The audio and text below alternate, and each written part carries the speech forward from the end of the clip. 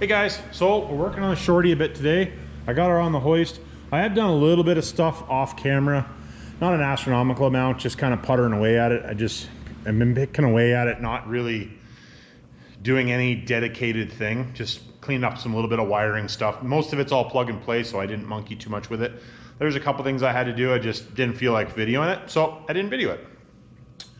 Anyways, we are going to do some welding. Oh, I did do some welding, I guess. I don't know if I posted a picture of that or not. I think I did. But I did weld up the piping and stuff. So the turbo's all welded up. The intercooler pipe is welded up. I still have to put the bead on here. I got the turbo out, like the cartridge out, because we still have to weld up the exhaust. That's what I'm working on right now. So we're gonna get that welded up today. I don't have there. I did want to put a bellows in here, or like an expansion joint, but they're on back order, so I'm not waiting anymore. So we're just gonna put this in here, and I'm gonna put I have a V-band to put in here, so we're gonna put that V-band in there, and then when the bellows shows up, we will put it in there. So anyways, that's what we're doing today. For now, I think, well, if I get the exhaust all welded up, what we'll do is probably put the turbo back in, hook up the turbo feed and drain, you know, like that type of stuff, because I want to get this thing running this week. Neil next door, who is the guy that the shop that did the body and paint on it, he wants to cut and polish it, but obviously if it doesn't run, that makes that difficult. So I want to get it running so that we can get it over him. So basically not a lot of stuff left. We need to get the turbo back in, the intercooler piping back in. I gotta put some valve cover bolts in it. We gotta put all the fluids in it. Battery box, battery cables, battery obviously. A couple relays, which I have the relays, I just don't have them in there right now. I hadn't decided whether I was gonna mount them, how I was gonna mount them. I'll have to mount them, but how I'm gonna mount them.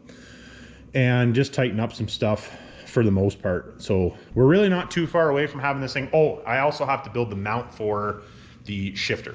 So we do have to do that. But make the mount for the shifter, and yeah, other than that, this isn't gonna be too big of a deal.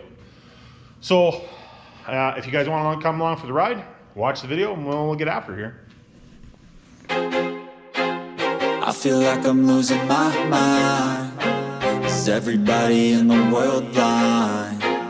Please, Lord, give me a sign, a sign. I feel like I'm losing my mind. Is everybody in the world blind? Please, Lord, give me a sign, a sign. I wanna be the greatest. Everybody on the fake shit. I look around and feel like everybody is the fakest. I make this every day and I'm impatient, hoping one day I blow up from the basement. Statement. Hey guys, so I got that down pipe out. I know a couple guys asked about how this piece actually fit on the other side. And it fits pretty well. It's not quite touching there at the very bottom, but I can tap that down. Now, being that I'm welding this stainless to a piece of aluminized pipe, I'm just gonna put it on with the MIG. I'm gonna be wrapping this pipe, I think, anyway. Pretty sure I'm gonna wrap this. Probably should. And I'm gonna MIG weld that on. This flange here is steel, not stainless. Hence the reason that I actually tacked the other side of it with the MIG welder, because it's steel anyway. And there again, I will have to wrap that pipe that comes off of or put some sort of protective coating on it. I'm not sure exactly what coating I'm gonna put on, because it is pretty close to the firewall cowling piece. So, but like I said, this is made out of steel. That's why I wasn't worried about. I usually would have tacked it with the TIG, with stainless rod, but being that it's not stainless, I wasn't too worried about it. I wanted a stainless one, but when I seen the price of $91, yeah. And I don't even know if I'm gonna leave this turbo setup on there. And that was kind of the reason. It was just like, yeah, I'll always need the external gate probably. But worst case scenario, I could cap it off if I had to. So anyways, that's what we're doing. So I'm gonna MIG weld this on, then I'm gonna TIG weld the other half of that just so it looks a little bit nicer. And we'll put it back in again. And I guess at that point, I think I'm just gonna take the air blower, give it a bit of a blow job in there just to try to get some of the crap and corruption dust and stuff. I want to make sure everything's sealed up before I actually hose it with the hose, obviously. So we'll get the downpipe back in there. We'll get the turbo in there, I think, today, and then we'll probably work on the turbo drain and the feed. Whether or not we'll get that all done today, I'm not 100% sure, but that's what we're working on. So I'm going to get to welding that so it can cool off and I can monkey around with that a little bit.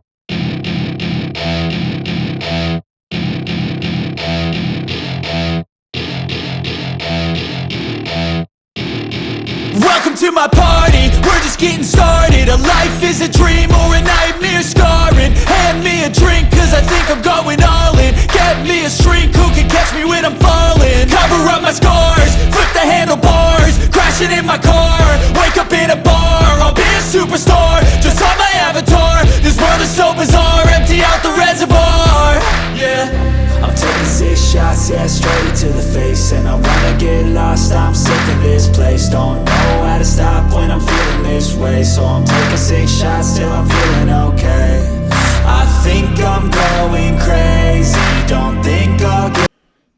All right, guys, so we're into doing some turbo stuff. I got these adapters. That's from Black Sheep Industries. I'll put a link in the description. We do get a discount code. I do have a discount code for them if you want to check some of their stuff out. He's got all kinds of cool stuff. Go check out. If you're doing any fabrication stuff, need a turbo. He's got blow-off valves, external wastegates, all that type of stuff. Just go check him out. There's a link in the description for that. And like I said, there's a discount code. I don't make any money off the discount code, just to help you guys out. And yeah, go check it out anyway.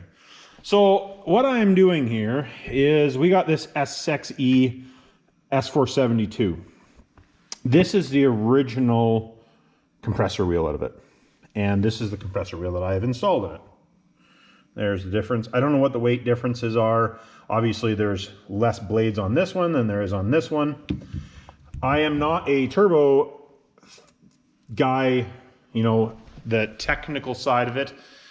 I know a bunch about turbos, but when it comes to like the actual down and dirty, you know, this one moves more air, spools faster, blah, blah, blah, all that stuff. Kind of a little bit above my pay grade at this point. I am learning more about it and I will be doing a lot more with it. But you know, we can only do what we can do. So this wheel is from Weston at Infinite Performance. If you guys would like one of these wheels, after, you know, we'll do some dyno tuning and all that type of stuff, you know, you can check him out. It's Infinite Performance. I don't know. Yeah, he has a website, and then you can get a hold of him on Facebook if you're on Facebook. So that's who Weston is, who I deal with for my nozzles and all that stuff, injector stuff, and then all of my turbo, I should say all of my turbo upgrades and all that type of stuff. You know, wheels, any of that, a lot of that information comes directly from him. So it is a known good source. Weston has been around for years. Anybody in the big in the industry will know who Weston is.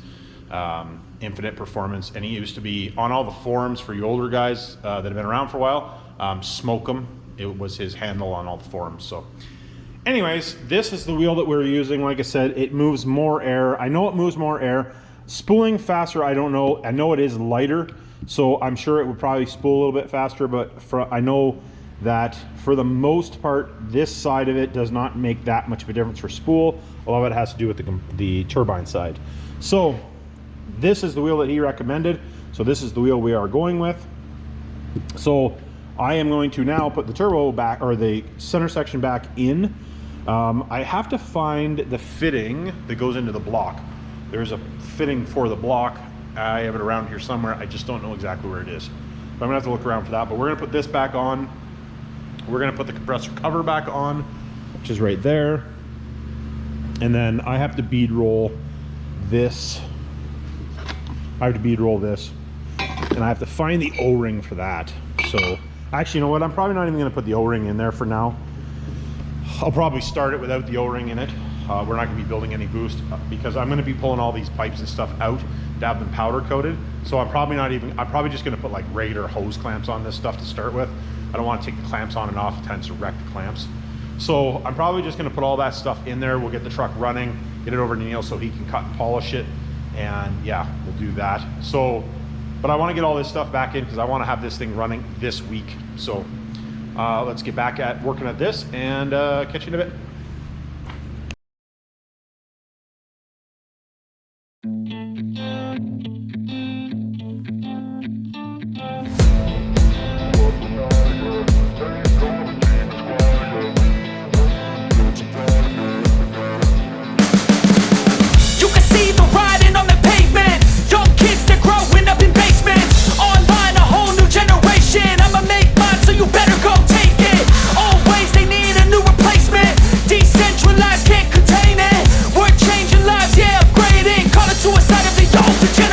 Turbo back in there. I don't know if I videoed some of that or not, but that's okay. I'm sure most of you guys already know how to do. If you're watching this, you've already know how to put a turbo together. If not, let me know down in the descriptions. I can tear one apart, put one together. I have a couple sitting here. Actually, I have to do that anyway, even changing the compressor wheel. I'll probably do a video on that when I do the turbo for the first gen when we're putting it back together, because I have to change the compressor wheel on that. So what I wanted to talk about, this is the hose that goes from the inlet for your, comes off, let me say that again. This hose comes off of your heater core down to your bottom rad hose. So the coolant flow through, for you guys that don't know, give a quick little thing on it. The coolant flow goes out of the block or out of the head. It goes into your heater core, out of your heater core, and then back into the bottom of the block via the bottom rad hose. And I'll show you when I go to put it in there. But I had a bunch of connections because there is, basically this goes in there just like this. It comes out, your oil filter's right here, goes up and then into here. But I didn't want to have a whole bunch of hose clamps on it. So what I've done was I bought some of these heat shrink hose clamps, and I just wanted to touch on that a little bit because I would imagine maybe some of you guys have never seen them. So basically what they are is just a big fancy piece of heat shrink is what they are. And I'll see about putting a link in the description for them. There'll be a few links in the description of this video because it is a longer video, but this is 4 5/8 hose. And they're really easy to put on. I know some people do put them like right on the heater core and on the other, right on the engine and stuff. Being I take stuff apart all the time, I honestly don't know. I maybe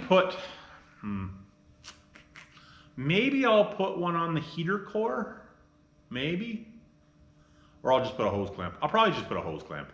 And if I have to take it off, I don't have to mess around with it. And I don't even know how good this heater core is. I couldn't get the heater core that I wanted at the time. I still have one on back order, but it hasn't come. So when I am going to put a new dash, the dash pad or the very top of the dash, I'm going to replace it in this. This one's not cracked, but it is old, so it's going to be brittle. So when I have to put a heater core in it, or if I have to put an AC condenser in it, not a condenser, sorry, evaporator, I'm going to change that at the same time. And we'll see. I have plans in my head that I want to swap the dash to a newer dash. That's part of the reason I didn't put the new cover on. So if we do that, then obviously that whole thing will change. But I wanted to show putting one of these on for you guys that have never done it before. So super easy. You can buy these for, I think there's a bunch of different sizes, right up from 5/8 down to, or up to, sorry. I think you can go from 3/8 to 2.5 inch, I think, or something. So these things are super, super versatile. They tend not to leak. Anyone I've ever put on has never leaked. I guess it could leak, but for the most part, they don't leak. And basically the premise behind it is as it heats up, the engine heats up, it shrinks and shrinks. And basically it gets to a point where it has a constant tension on it all the time. Temperature keeps a constant tension on it, and they don't seem to come off. You don't have problems, and then you don't have the hose clamp to look at. That's one thing I like about them, is that you don't have the hose clamps, because on this thing, you know, I'd have a hose clamp here, hose clamp here, hose clamp here, hose clamp here, hose clamp here, hose clamp here. And there is other ways to do this. I could have just used some bendy, you know, you can get, I don't know, Gates makes them too, but it's like a coil. I think they call them hose coils or something. You go on and you can bend it around. I just thought this would look nicer, and this is how I wanted to do it. So we are going to put one of these on. So I marked the hose so that I make sure that I put the hose back in the same spot, because this will not go around here. So we're gonna have to pull that off, put this on. But I just wanted to show you guys how to do this. So super easy to do. It has this cardboard thing. You have to crush the cardboard, and they can be a bit of a pain. There we go. So crush it, and you basically just want to do that with it. Shove it out of there. Don't let it sit for very long like this, and don't hold it in your hand, because it will start to shrink and you will not like doing it at that point. So I am going to put a little mark on this so I know where that needs to go. So you're going to put it on. It doesn't matter which way you put it on. They're the same. And then I'm sure you could probably use an actual torch for doing this if you wanted. I've always done it with a heat gun.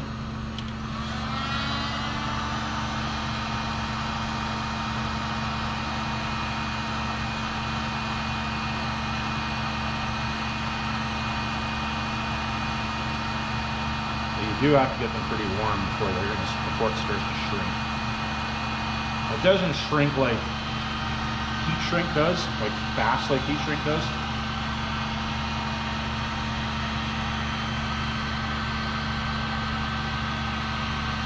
And if you don't get it heat shrink enough, as long as it won't turn, you're pretty much good, because the engine temperature will actually heat shrink it for you.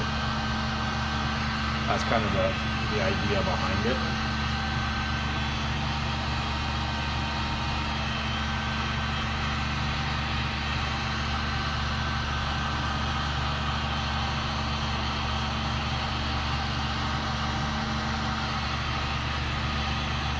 Basically all I do is just go around it until it becomes shiny. If you look at it, it's shiny now compared to, well, I don't know, it's a different shiny. You'll see it kind of go shiny, it glosses over. And you get it glossed over, basically good to go. Let it cool down, and you know, do the next one, or whatever you may be doing. Like I said, I always do mark them and just make sure that you get it where you want, because as soon as you heat shrink this, the only way to get it off is to have to cut it, and usually you cut the hose. So you want to make sure you get it in the right spot. So I'm going to do the other one, and then we'll go over to the truck and put it in, because I'm not going to get putting the turbo drain and feed in it in this video, I don't believe. We're getting close to the end of the day, and I still got some videos to edit, so we're gonna do this, and then we will catch you when I'm done doing that.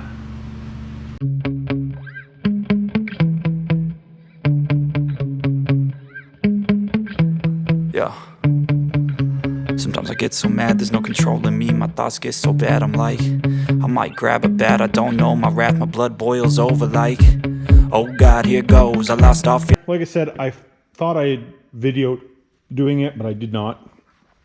Very simple to do. All you do is make sure everything spins, put your first clamp on, put your second clamp on. Really not too difficult. Very, very easy to do.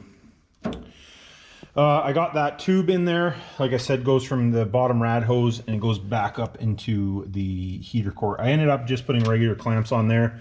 I am also going to put down here on top of the engine mount. You can see the hose there. There's two holes. I'm going to put a P-clamp there just to keep it from moving around. I have a fitting that I have to find. I know I have one here where the blue shop towel is there. I have to find that so that I can put this in. So basically all I'm going to do is I'm just going to come off here 45, and then it's going to swoop down to there. I don't know if there'll be a 45 down there or not, or if it's going to be straight. We'll see. I'm not just 100% sure how it's going to turn out. And then I'm going to clean up this line, which is just a stock style line for a 6.7. Just there's, you know, simplicity. Try to keep it as simple as possible. Keep everything tucked down really nice. So I'm going to put that on there. I'll probably do that. That will be in the next video. We got that done. So we got the exhaust welded up, or the downpipe welded up. I still have to finish the actual exhaust. I got to figure out what I'm going to use them for hangers. The hangers that were originally on this truck, because it was a gasser, were not in the right spot and weren't big enough. So we're going to have to redo that, which I don't really like those setups anyway. So I think what we're going to do is use an aftermarket setup on this, just for simplicity and speed's sake. Most of this exhaust, I think, is going to be welded, and then maybe a couple V-bands at some point. I don't know just 100% yet, but I'd like to put some V-bands in it just so it'll come apart modularly. There's the word. I think, anyways. So we'll see. So that'll be it for this one. Like, subscribe, hit me down in the comments, and remember, it's not rocket science.